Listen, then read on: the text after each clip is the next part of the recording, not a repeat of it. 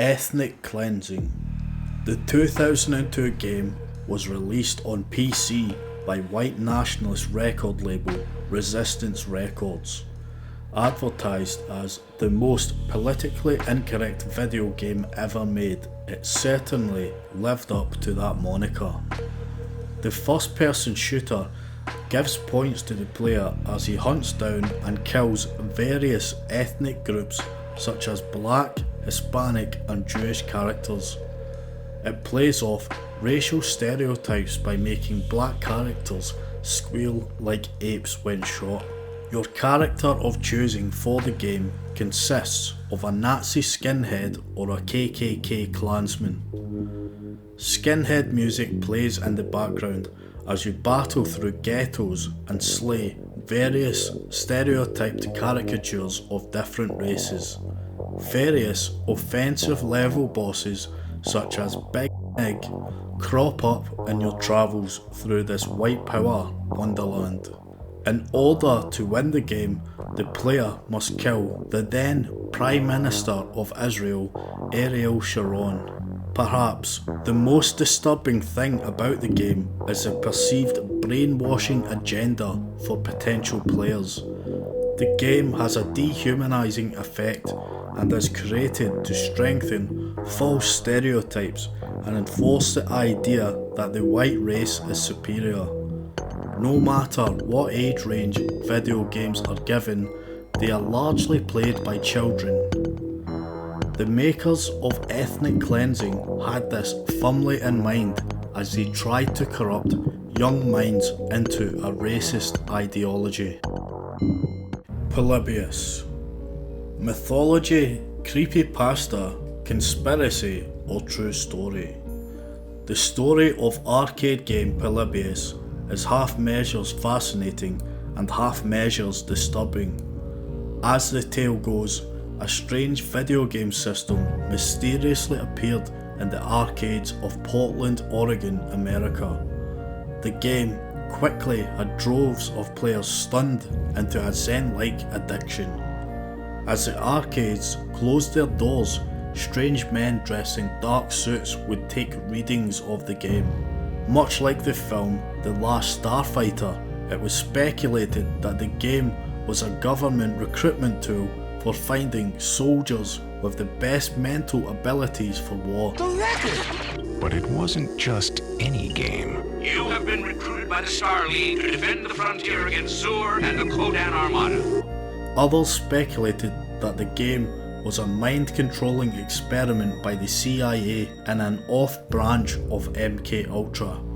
Much of the story is supposedly derived from half-truths and rumours. Oregon was indeed a testing ground for new games in the 1980s, and FBI agents would stake out these arcades at the time. The murky arcades of the 80s were a breeding ground for crime, and there were numerous instances of FBI raids on arcades for gambling busts. Moreover, there were instances in the 80s of children becoming sick after playing video games. However, this has largely been attributed to excessive playing and the medical risks associated, rather than a game psychologically affecting players. The game is also referenced in pop culture. The Simpsons, no stranger to conspiracy theories, shows the game in an episode. The game is widely believed to be a hoax. However, so was CIA mind control experiments by MKUltra until recently. Sad Satan.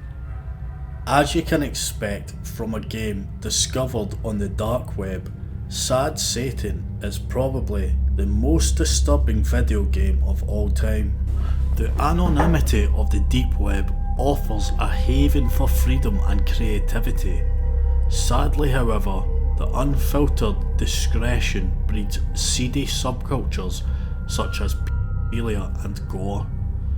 This game is very much an offshoot of this. Many have speculated that the game is a virtual simulation into the effects of child abuse and much of the content cements this theory. The game itself seems rather aimless with no real goal. You aimlessly wander down maze-like, grainy, dark corridors as disorientating backing music and visuals fill the screen. This gives the first hint of a child abuse theory. Many victims of child abuse develop dissociative disorders in which memories, sense of self, and consciousness are distorted. This gameplay may reflect the broken half memories of survivors. Furthermore, some very disturbing pop-up imagery fills the screen as you walk through the dark and dreary maze. Pictures of high-profile child monsters such as Jimmy Savile and Rolf Harris flash up on the screen, along with images of death and gore. These post-traumatic stress disorder inducing images of horror may reflect the haunting symptoms of child survivors. For example, many sufferers develop PTSD as a result of child abuse, not to mention the obvious correlation to the aforementioned paedophiles. The only characters you meet in the game are children, who often appear mournfully posed in corners, staring into nothingness. As you progress, images and audio become more disturbing. There are said to be several versions of the game, a clean version containing only gore and pictures of people, etc. However, the full version of the game is supposed to contain images of child. Towards the end of both versions, it features gut-wrenching screams of which some believe are real.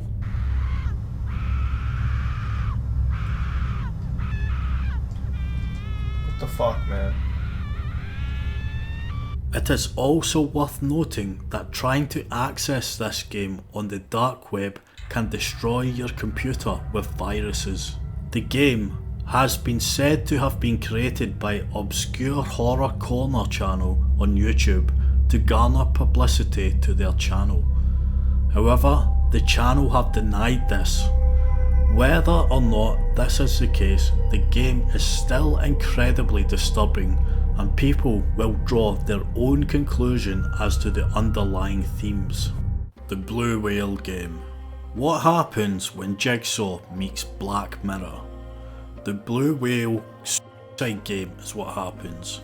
Named after blue whales that purposefully beach themselves on shore to end their lives, the game has caused havoc in Russia and Central Asia.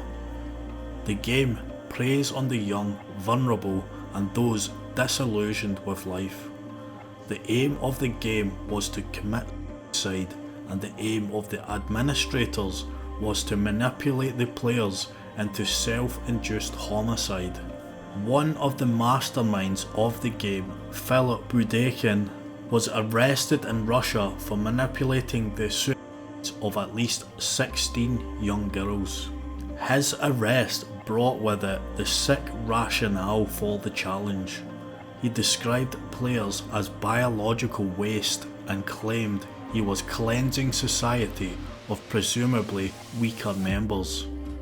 The nihilistically inspired social Darwinism cruelly uses the cult of celebrity, trends, and the addictive influence of social media to lead players down a rabbit hole of despair.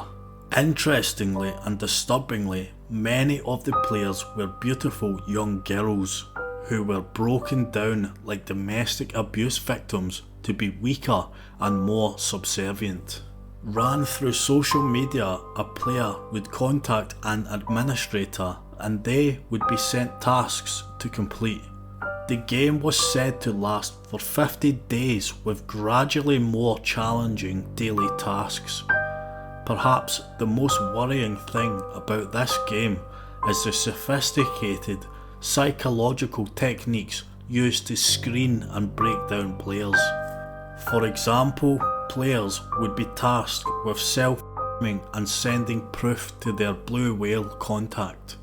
They might then be asked to carve something into themselves, slash themselves, or cut their lip open. Another big theme throughout these challenges was to keep the participant sleep deprived, which altered the state of their mind. They could also be given socially isolating tasks, such as not talking to anyone for 24 hours, which broke down any support networks. They would be sent disturbing films to watch along with depressing music. They would also be tasked with testing the boundaries of death by climbing tall buildings and peering out over the edge. Eventually, after 50 days, the sleep-deprived, socially isolated, broken down player would be told to kill themselves to win the game. So, that was quite a depressing way to end the video, but if you did like it, please like the video and subscribe to the channel. It helps the video and the channel get discovered, so it's a big help. Also, if you have your own opinions on the most disturbing games, I'd love to hear them in the comments.